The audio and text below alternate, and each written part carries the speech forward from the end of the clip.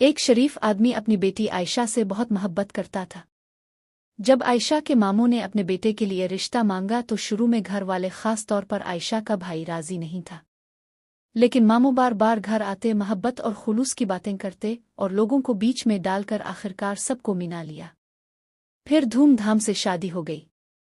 شادی کے شروع کے چند دن تو بہت اچھے گزرے، مگر آہستہ آہستہ حقیقت سامنے آنے لگی۔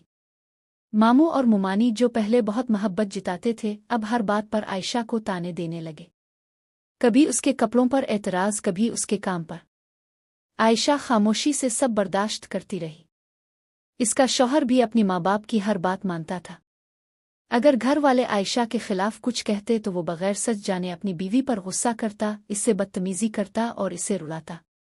عائشہ اکثر راتوں کو چھپ کر روتی اور سوچتی کہ جن لوگوں نے محبت کا دعویٰ کیا تھا وہی آج اس کی زندگی مشکل بنا رہے ہیں۔ ایک دن عائشہ کے والد اپنی بیٹی سے ملنے آئے۔ انہوں نے اس کی آنکھوں میں آنسو اور چہرے پر اداسی دیکھی تو سب سمجھ گئے۔ انہوں نے بیٹی کا ہاتھ پکڑ کر کہا، بیٹی، ظلم برداشت کرنا صبر نہیں، اپنے حق کے لیے آواز اٹھانا بھی ضروری ہوتا ہے۔ یہ الفاظ سن کر عائشہ کو پہلی بار احساس ہوا کہ خاموش رہنے سے حالات نہیں بدلتے۔ پھر اس نے عزت اور حوصلے کے ساتھ اپنے حق کے لیے کھڑا ہونے کا فیصلہ کیا۔